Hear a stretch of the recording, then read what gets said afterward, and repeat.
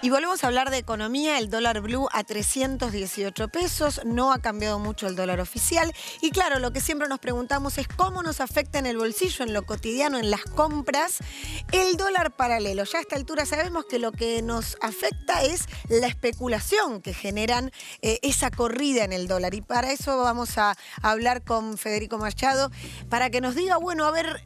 No vas a tener la respuesta clave porque ya me miraste como diciendo, pará, que no sé qué me vas a preguntar. Te voy a preguntar algo que sí vas a saber y que no es tan complejo. ¿Crees que el gobierno tiene un plan económico? Bueno, primero, buenas tardes. La verdad, una pregunta compleja. Me parece que el gobierno, hasta este punto, lo que nos ha demostrado es que más que el problema de la falta de un plan, es el problema de la colisión entre distintos planes entre sí, ¿no? Este problema político dentro de la coalición, donde no termina de haber un sendero claro, un rumbo hacia el cual avanzar. Me parece que eso es un poco un problema. En su momento, cuando recién se nombraba Batakis, yo vine acá también y dije, bueno, es importante que Batakis tenga sobre todo el respaldo político de la coalición. No tan importante el respaldo del mercado, que evidentemente, por lo visto, no tiene el respaldo del mercado, pero el respaldo de la coalición política es importante. ¿Por qué? Porque en esta situación de inestabilidad, un ministro que logre implementar las medidas, que lo dice, lo pueda cumplir, lo pueda llevar adelante a la práctica, cosa que no sucedió, al menos en los últimos meses con Martín Guzmán, es muy importante y es la única manera, digamos, de que esto logre al menos algún nivel de estabilidad que hoy no tenemos. ¿Cómo hacemos los que estamos de a pie, los que vamos a comprar, los que vamos al súper, al almacén? Ya no voy a decir cómo le ganamos a esto, pero ¿cómo salimos perdiendo un poco menos? Bueno, obviamente la situación es muy compleja, sobre todo en términos de estos días donde el dólar pega estos saltos tan grandes, ¿no? Podemos decir que hay que intentar entender por qué el dólar blue de repente está subiendo de esta manera. Nosotros desde el observatorio lo explicamos en términos de la gran masa de dinero que tuvo que inyectar el Banco Central al mercado para salvar los bonos SER. Y creemos que es una subida que no se va a revertir en el corto plazo, pero que tampoco debería extenderse muchísimo más. Es decir, no vemos un dólar que el día de mañana suba a 350, después a 400 y demás. Posiblemente la corrida no termine hoy, pero tampoco creemos que se vaya a espiralizar al menos en el corto plazo. Hay que ver cómo sigue la dinámica. En ese sentido yo creo, me parece que lo mejor que uno puede hacer hoy con el bolsillo es intentar obviamente no quedarse con los pesos, es decir, no retener los pesos, no traer los pesos quietos en el banco, sino al menos ponerlos en algún tipo de inversión, por muy pequeña que sea, o en lo posible comprar bienes durables, que todavía están los planes en cuotas, ¿no? Que te permiten de alguna manera cubrirte en bienes contra la inflación. Y decías recién que no crees que esta corrida termine hoy. ¿Por qué?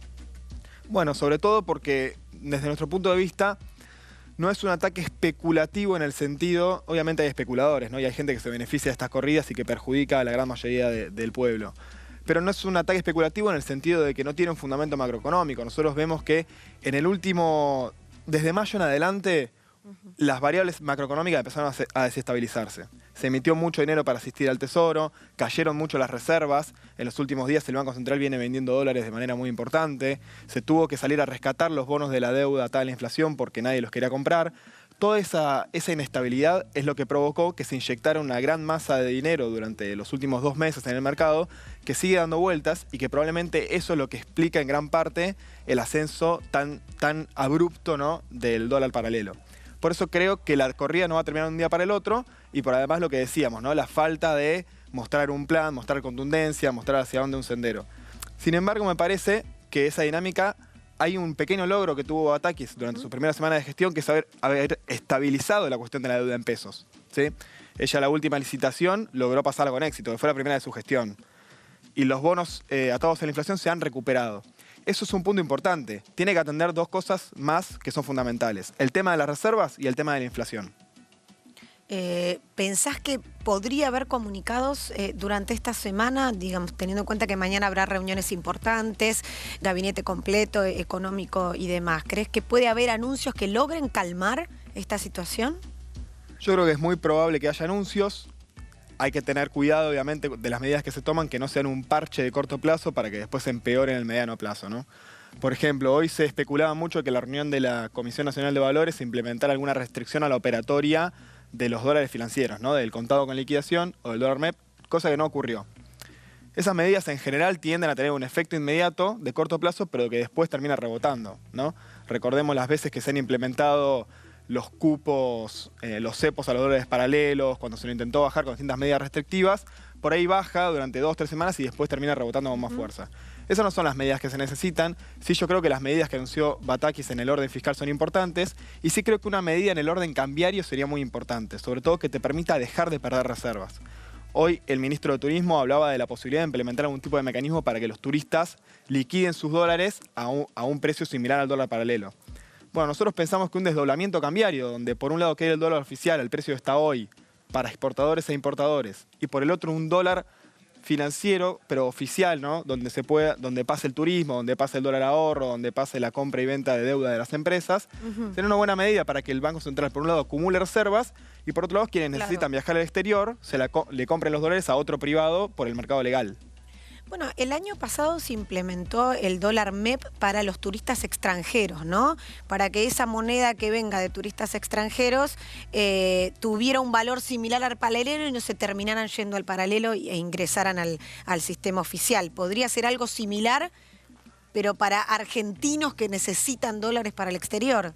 En la idea es algo similar, me parece que la implementación de eso fue muy deficitaria porque era un trámite muy engorroso, porque era difícil de hacer. Tenías que sacar una cuenta, era gratuita la cuenta, pero es verdad, la persona tenía que ir a sacar una cuenta y demás. Es muy complejo, yo creo que lo ideal sería que uno pueda directamente ir al banco y en vez de poder comprar el dólar oficial comercial, que ese sea solamente para exportadores e importadores, que uno pueda ir y comprar un dólar financiero, ¿no? Entonces que ese dólar financiero, el valor flote libremente, seguramente se va a acercar al valor del dólar paralelo y que si uno necesita ahorro pueda comprar libremente dólares para sus ahorros o para turismo o para lo que necesite a ese dólar paralelo. ¿Cuál es el problema de esta medida? Que es una medida que en general no le gusta al Fondo Monetario Internacional, ¿no? Porque suele perjudicar a las empresas que se endeudan en dólares, les sale más caro. Pero bueno, me parece que situaciones complicadas necesitan medidas fuertes y esta podría ser una salida, por lo menos para el tema de las reservas, que no es menor. ¿Ves alguna idea de cambios, a ver, en un corto plazo, en lo que tenga que ver con la inflación, teniendo en cuenta toda esta situación con el dólar que se está dando? Me parece que hoy la situación de la inflación no va a tender a mejorar en el corto plazo, ¿no?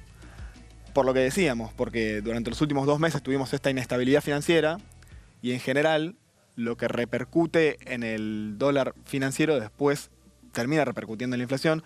Por más que el gobierno dice, bueno, el mercado de blue es muy chico, ¿no? Unos 3 millones de dólares diarios. Ese es el número que mencionaba. Con el dólar oficial. Pero el mercado de los dólares financieros no es tan pequeño, es bastante más grande. Y el mercado de los dólares financieros hay distintos mecanismos por los cuales sí puede repercutir en la economía real. Además, obviamente, de que los actores económicos, al ver una situación de inestabilidad, intentan cubrirse. Y muchas veces no tiene que ver, ¿no?, con una cuestión de perjudicar al otro, sino el último que aumenta los precios es el que más pierde. Entonces, de alguna manera, terminan haciendo una especie de carrera entre ellos para ver quién se salva primero. En el medio hay actores, como nombrábamos, la cuestión de la anónima, ¿no?, que salen a hacer de esto una bandera, decir, bueno, yo aumento precios todos los días, que la verdad es una actitud nefasta para esta situación, y hay gente que se beneficia y que especula, pero me parece que la situación de la inflación es algo que no queda solamente en un movimiento coordinado de poca gente, sino que es un fenómeno que afecta a todos, afecta a toda la sociedad y que es muy difícil frenarlo solo con la voluntad. Federico Machado, muchas gracias por haber venido. Gracias a vos y bueno, un gusto estar acá.